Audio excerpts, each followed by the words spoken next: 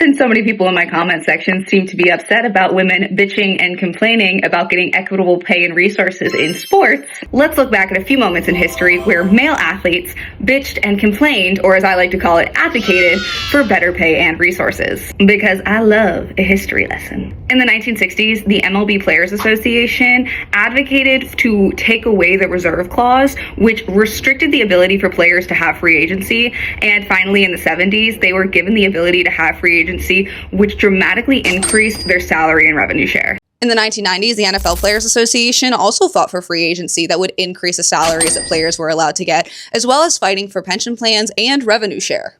In the NBA, there is a history of players advocating for better revenue splits and higher salary guarantees. And all of these resulted in more equitable pay and resources for these athletes, which is exactly what female athletes are doing in their sports as well, advocating for equitable resources and equitable pay. And for those of you that are going to come in and say that women's sports leagues aren't profitable, let's take a look at how long it took some of our favorite male sports leagues to become profitable. The NFL was founded in the 1920s and didn't start turning a profit until the 1960s. It took well over 35 years for the NFL to become financially profitable, and even longer until it became financially stable. The MLB, as we know it, started in the 1870s as the National League and the National Association. It wasn't until the 1920s that the MLB became profitable, making it over a 40-year span before they became profitable. So as women's sports continue to grow and there continues to be more equitable resources put into the growth and visibility of these sports, we are seeing those timelines exponentially shorten.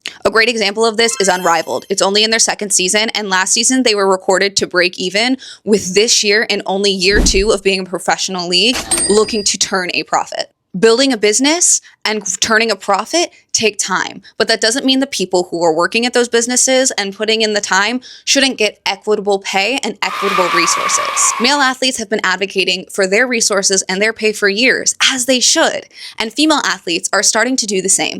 It's not bitching and complaining, it's advocating. I hope this cleared a few things up for you.